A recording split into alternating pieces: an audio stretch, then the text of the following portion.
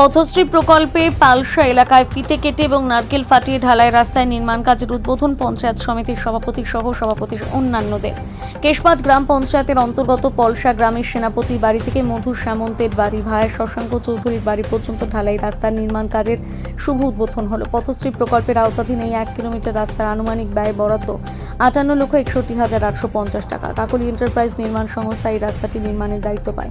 এর উদ্বোধন কর্মসূচিতে উপস্থিত ছিলেন পাঁশকুড়া পঞ্চায়েত সমিতির সভাপতি পম্পা সাত্রা রাউত সহ সভাপতি সুজিত রায়, জয়েন্ট বিডিও সুমীর নস্কর, প্রাক্তন পঞ্চায়েত সমিতির সভাপতি মনোরঞ্জন মালিক, এলাকার পঞ্চায়েত সদস্য মিজানুর রহমান সহ অন্যান্যরা।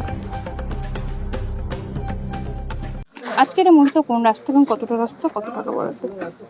আজকে পলসাতে হচ্ছে উদ্বোধন চলছে পথশ্রী 4, যেটা আমাদের কেশাপাড় জিপি। আমাদের ব্লকে 19টা রাস্তার এটাও একটা রাস্তা আছে, 1 কিলোমিটার রাস্তা।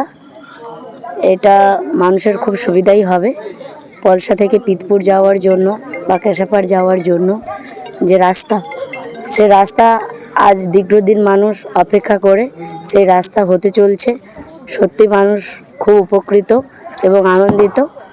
মাননীয় মুখ্যমন্ত্রীকে পুনরায় আবার ওনাকে ধন্যবাদ জানাই এবং পঞ্চায়েত সমিতির তরফ থেকে এবং এই পলসার মানুষের তরফ থেকে। আজকে কতটা রাস্তা হলো কি বলবেন? আজকে একদম পলসার প্রান্তিক গ্রামে এই এলাকার মানুষের দীর্ঘদিনের আবেদন ছিল। আমিও জানি এনারা অনেকবার বিডিও অফিসে গেছেন, এই রাস্তার জন্য আবেদন করেছেন। তো মুখ্যমন্ত্রী মমতা বন্দ্যোপাধ্যায়ের দপ্তর থেকে তার একদম স্বপ্নের প্রকল্প যে পথশ্রী প্রকল্প, পথশ্রী 4-এ আমাদের এই 1 কিলোমিটার রাস্তা প্রায় 55 লক্ষ টাকা মুখ্যমন্ত্রীর দপ্তর থেকে বরাদ্দ হয়েছে। সেই টাকায় এই রাস্তার কাজ শুরু হবে। আজকে যা শুভ উদ্বোধন হলো, আগামী কাল বা পরশু থেকেই রাস্তার কাজ শুরু হয়ে যাবে।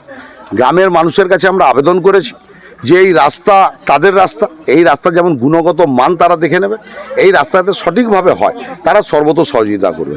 তো এই গ্রামের মধ্যে হয়েছে এবং গ্রামের মানুষের আগামী দিনের কিছু আবেদন আছে। তারা আমার পাড়া আমার সমাধান থেকে কিছু লাইট পেয়েছে, কিছু জায়গায় ঢালাই রাস্তা পেয়েছে, যাতে আরও পরিমাণে কিছু লাইট লাগানো যায়। সেটা পাঁশকুড়া পঞ্চায়েত সমিতি থেকে আমরা সহযোগিতা করব।